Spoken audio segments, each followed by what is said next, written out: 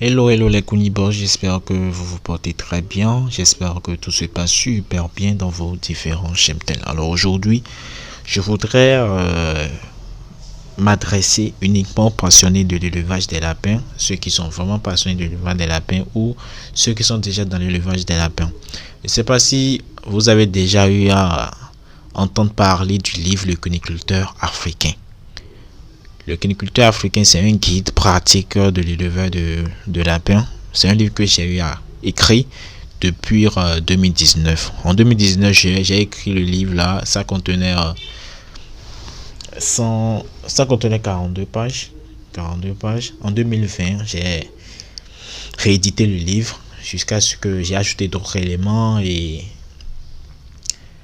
la page a augmenté à 106 pages et maintenant j'ai fait sortir la version finale, la version toute finale qui contient 238 pages. Alors ce livre, c'est un livre très pratique que tout éleveur doit avoir dans son cheptel. On a développé bon nombre de choses. J'ai également partagé mes connaissances, tout ce que vous ne pouvez pas trouver sur internet, sur l'élevage des lapins. J'ai tout mis dans ce livre là. Alors on va ensemble regardez ce que contient vraiment le livre, le sommaire du livre et tout. On verra bien, vous allez voir ensemble combien de chapitres on a développé dans ce livre et comment cela pourrait vous aider dans votre cheptel Kuninkel.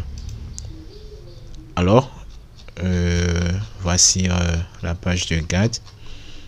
Voilà, je suis Mouzil Abdelaminou, je suis le fondateur de Kunibos et vous êtes sur la chaîne Kunibos, donc c'est pas nouveau pour vous. Alors, table de matière.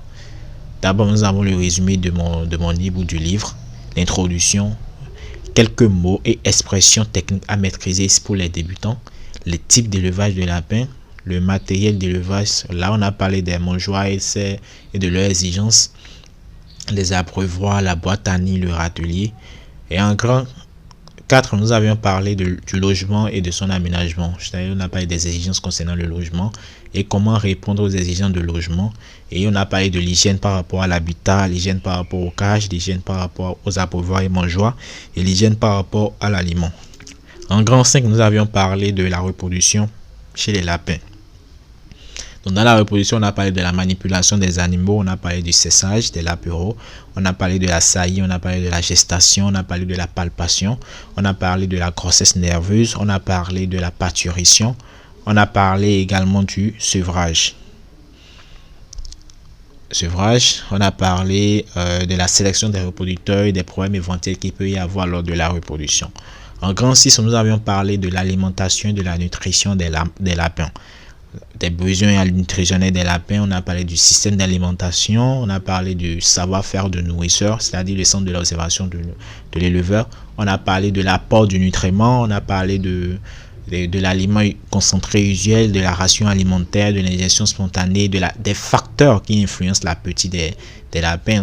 Nous avions parlé aussi de l'apport d'eau, de la santé, de la température, de l'état physiologique, de la qualité des aliments, de la variété, de la fraîcheur des aliments, de la conception et l'accessibilité de la mangeoire si vous voulez fabriquer votre propre mangeoire, de l'utilisation optimale du fourrage pour vous montrer comment vraiment utiliser les fourrages pour que ça ne soit pas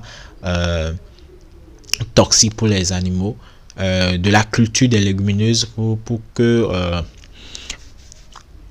on vous apprend comment cultiver les légumineuses qui sont vraiment utiles pour les lapins pour que à chaque fois vous n'alliez pas dans les pousses pour les chercher. Nous avons parlé de la fenaison, nous avons parlé de l'apport des suppléments et de la restriction de la production aussi et de la nutrition toxique et vénéreuse, c'est-à-dire les nutritions toxiques et vénéreuses.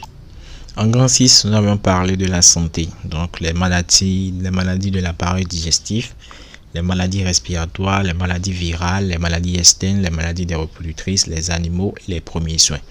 En grand 7, nous avions parlé de comment éviter de perdre des lapéraux, ce qui est très important.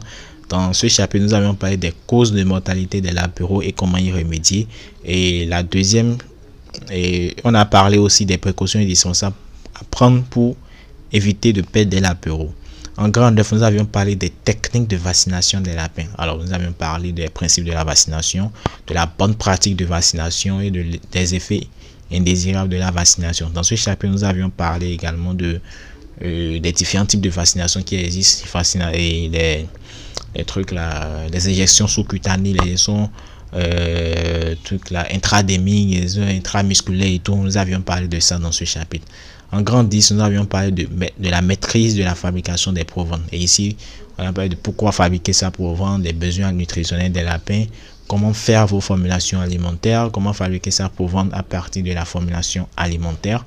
Nous avons parlé aussi de l'alimentation granuleuse ou farineuse.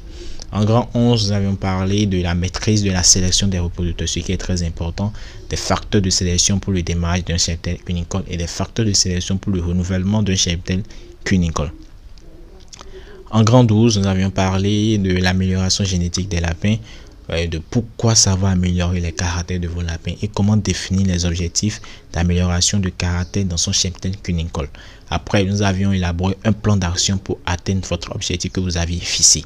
En grand 13, nous avions parlé de la maîtrise du sevrage des latéraux.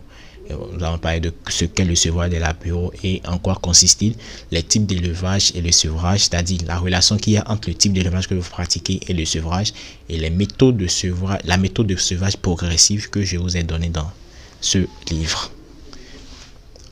Le prochain chapitre parlera des mystères autour de la mise bas, de quand accoupler les reproductrices, qu'est-ce que la gestation, comment détecter la gestation chez les lapines, que faire en cas de grossesse nerveuse, que faire après la mise bas d'une reproductrice, quand refaire la saillie. Voilà, donc en grand 15, nous avions parlé de la gestion d'une ferme cunicole. Alors pourquoi maîtriser une ferme cunicole? Pourquoi maîtriser la gestion d'une ferme cunicole, la gestion technique de votre ferme cunicole et l'analyse des données techniques du moins, et la gestion financière de votre ferme cunicole et l'analyse des données financières. Je vous ai parlé de l'outil que j'ai développé pour la gestion de votre ferme cunicole et d'un autre outil qui est complémentaire. Alors, en grand 16, nous avons parlé de la VHT, de ce qu'est la VHT, comment se manifeste cette maladie-là, quelles lésions observe-t-on sur un lapin atteint et tout. Après, le chapitre suivant, c'est les astuces anti-diarrhée chez le lapin, c'est-à-dire les astuces qui vont vous permettre de gérer la diarrhée dans votre cheptel cunicole. Après ce chapitre, nous avions parlé de la méthode de commercialisation des lapins. En plus de ça, nous allons donner les différentes méthodes qu'il faut et je vous ai réservé un bonus à la fin. Alors je vais vous montrer directement le bonus que je vous ai réservé. Je vous ai réservé, vous avez vu 236 pages. Hein. Donc 236 pages. Le bonus.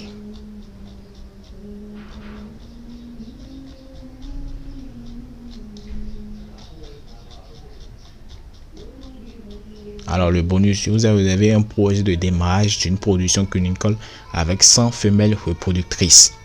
Voilà, également je vous ai fait un projet de démarrage.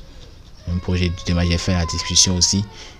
Et il y a aussi, je vous ai réservé un projet de démarrage de votre production cunicole avec 50 000 francs seulement. Alors c'est ça, je vous ai développé ici et tout. Donc, voici un peu ce que contient le livre Le Cuniculteur africain. Alors si vous voulez... Alors voilà tout ce que vous aurez dans le livre Le Cuniculteur africain.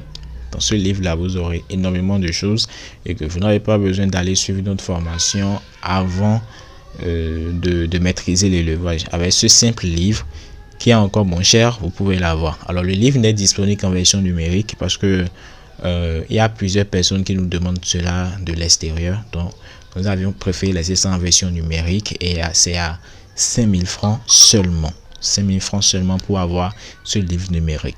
Alors si vous voulez vraiment l'avoir, n'hésitez pas à cliquer sur dans la partie description, vous aurez un lien là pour nous contacter afin d'avoir le livre. Le livre c'est à 5 000 francs seulement. Alors si vous avez besoin de nos outils, d'avoir nos outils de formulation alimentaire, de gestion d'une ferme cunicole, cliquez dans la partie description, vous aurez la liste de tous nos outils là, la liste de tous nos outils de gestion de formulation alimentaire, et vous cliquez juste sur ce qui vous intéresse pour nous contacter afin de l'avoir. Alors voici ce que je voudrais vous montrer dans cette vidéo, et n'hésitez pas à aller dans la partie description, et si vous êtes intéressé par le livre, cliquez sur le lien à côté de son nom, le nom du cuniculteur africain.